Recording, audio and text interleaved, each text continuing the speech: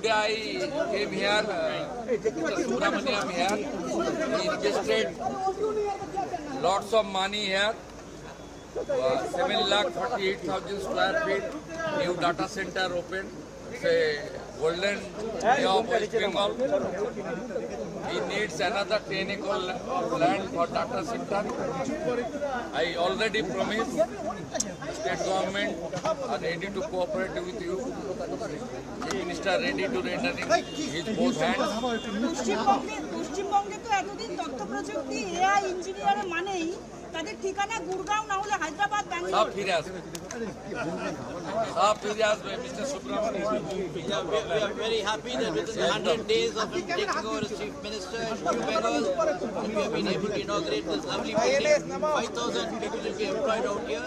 And the total campus is done in a few years. Nearly 25,000 people will be employed. I also requested the Chief Minister to give us another 10 acres of land to build a data center out here. Already declared. It's a really positive environment. We are very happy that we are investing out here. And this building is called Anand Niketan after his suggestion. Thank you. Thank you.